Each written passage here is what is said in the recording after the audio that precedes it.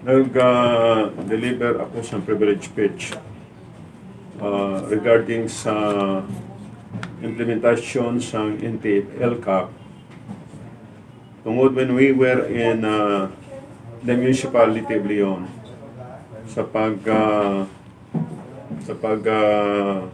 conduct accurate inspection ng controversial nga bridge dira sa barangay Talakuan Leon. Project sa provincial government, naging reklamo sa barangay officials sa barangay Talakuan, naging reklamo man sa municipal officials sa Banwas ng Leon tungod sobrang siya kato delay ng implementation sa taytay dira sa barangay Talakuan. Nagkanda kami dito sa accurate inspection. Kag before kami maghalin nangabay ang municipal officials sa Banwas ng Leon. I-reviewan namon o kung chiko namon ang implementation sa NTF LCAP projects dira sa Banwas ng Leon. Kay sunod sila may ara nga project inumpisahan sa kontraktor ag wala mabalikan kag may ara projects nga tamaan kahinay ang implementasyon. Tungod siya nag-deliver ako sa privilege speech sa Sangguniang Panalawigan kaya mo man naging promisa ako dito sa municipal official sa Banwas ng Leon. Kag nag-deliver ko sa privilege speech agad ma-refer sa appropriate committee, i-refer sa Committee on Infrastructure, Committee on Public Order and Security, ang lead committee among Committee on Infrastructure. Ang purpose nga nag-deliver ako sa privilege speech, agad may course of action ang Committee on Infrastructure sa pagpatawag ang dapat ipatawag agad na mahibaluan namon kung matuod gid man nga may project LCAP, NTF LCAP projects dito naging umpisahan, naging pabayaan sa kontraktor kag kung matuod gid man may delay ang implementation sa ibang LCAP projects dito sa Banwas ng Leon. Ang akon nga privilege speech nga refer sa Committee on Infrastructure naintindihan taman nga sa siningation masako man ang chairman kag masako man ang mga members ng committee. So hasta subong ara pa sa Committee on Infrastructure.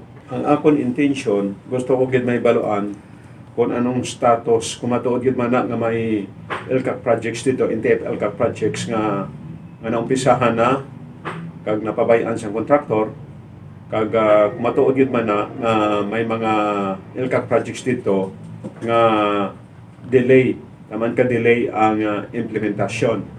Kag Madam Bert,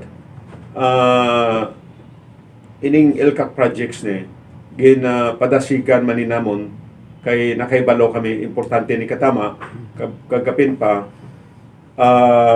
pag-request samon sa gobernador sang authorization sa pagpirma sang kontrata between Iloilo Provincial Government represented by the governor kag sang contractor. Gin-authorize man namon dayon ang gobernador kay na-emphasize man sa iya request nga importante nga ma-implementar dayon kag mabenepisyohan sa pumuloyo tungod ang implementasyon sining LCAP projects hasta lang December 31, 2022. So isa dira ka pamangkotan ni naton kung makapatawag na ang Committee on Infrastructure sa committee hearing. Mamangkot kita kung ano siling ko kay na kung matuod gid man nga may delay, matuod gid man nga may ginumpisahan nga wala gid balikan kag kung matuod kag kung may ara pa gid man sang kiti December 31 na dugay-dugay kung may ara nga infrastructure projects ining LCAP infrastructure projects nga hasta subong wala pa ma-procure, no? Wala pa ma-bid nga ara pa sa gyapon sa stage sang procurement.